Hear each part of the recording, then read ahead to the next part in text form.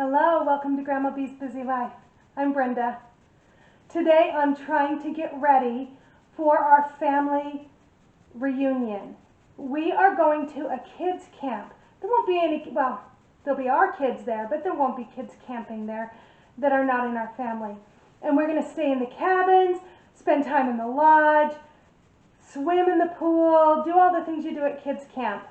But I'm trying to get stuff ready ahead of time because even though I'm excited about cooking there because they have a huge lodge with a commercial kitchen, which excites me, I don't want to spend all of my time in the kitchen. So I'm trying to get some stuff ready ahead of time. So I'm going to show you a few mixes that I'm getting ready ahead of time to save me time while I'm there. And then I'm also going to show you a few things I found on discount this morning at Smith's that I am excited to find. So I'll show you those deals, a mini haul at the end. The first mix I'm going to make is a garlic bread seasoning mix. It's easy enough to mix the butter up ahead of time, but I'm just going to mix the sprinkle up and then put the butter on the breadsticks when we're there. And then I'm also making up a crisp topping, like for apple crisp and peach crisp, so that I don't have to mix that up ahead of time. So let's get started.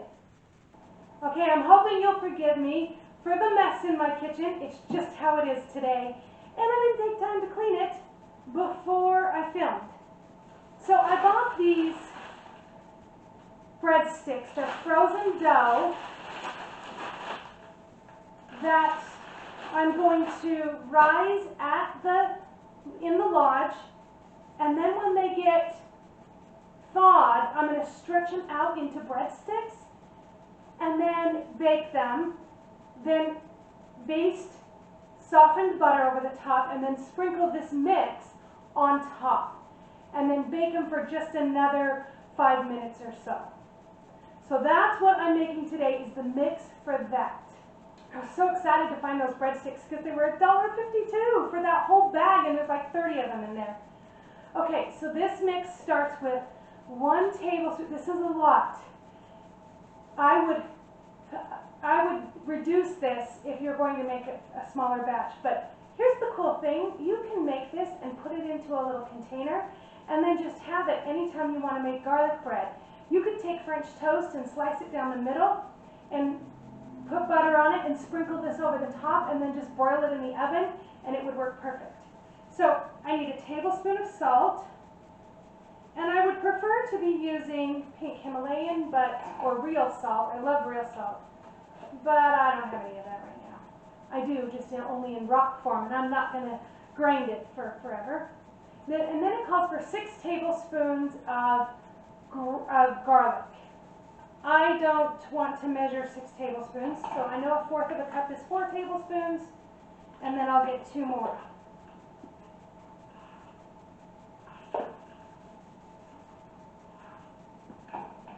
And then it calls for onion powder, 2 tablespoons of onion powder.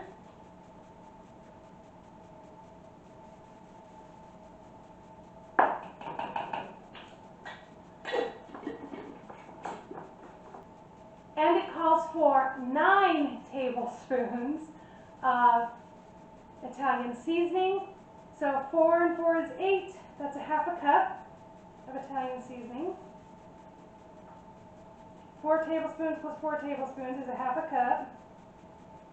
And then 1 more tablespoon of Italian seasoning. And I just give it a little stir, and that's it. I'm actually going to put it in a Ziploc bag because I don't need to store it long term. If you're going to store it long term, you're going to want to put it into a spice jar or a mason jar or something like that. Now, I'm not going to make this up into garlic bread right now, but when we are at the camp, I will take some video and upload it after we're back home so that you can see how this is used. Look how yummy! Oh my gosh, it smells so good. And it is just the perfect mix of what you would want on garlic bread. All right, let's do the next one. We're going to do a crisp mix. Okay, let's talk about how I'm going to do my crisps. I'm going to make 3 different kinds, and they're really easy. You just dump the fruit on the bottom, cover it with the crisp, take 1 stick of butter per recipe, and cut it into slices and layer it across the top and then bake it. Really easy. I'm going to make 3 different kinds. I'm going to make one with peaches, and I'm using all of my home canned fruit. One with the apples, and one with my cherries. So I'll have 3 different flavors. There's going to be a lot of us there, so I want to make sure there's good variety. I measured things ahead of time to save a little time. I have 2 cups of oatmeal, 3 cups of flour. Whoo! Look at that mess. Wow! Oh, better. And 1.5 cups of brown sugar. I'm just going to mix that up a little bit. Oh, let me add my salt in first. It calls for a teaspoon of salt, and I'm just going to eyeball it. That just balances out that sweetness. Not really enough to make it salty. A lot of crisps have fat, like shortening or butter, mixed right into the topping. I don't do it that way because this way I can keep it on the shelf. It's shelf stable. And then I just add the butter to the top and it works great. And it's easy that way. Now for these I'm going to add some seasonings, cinnamon and nutmeg. Calls for 2 tablespoons of cinnamon, and I'm just going to use 1/8 of a cup. Because again, 2 tablespoons is 1/8 of a cup. There's 16 in a full cup.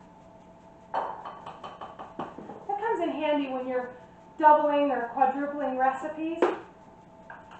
And then it calls for 1/2 tablespoon of nutmeg. And these really can be to your taste. It doesn't have to have the exact amount of spices. If you like more cinnamon, put more cinnamon in. And then I'm just going to give it a good mix, and it's ready.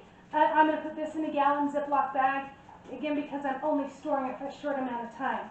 But if you wanted to make this ahead of time and keep it on your shelf, this is a great mix to keep because it's shelf stable and it's ready.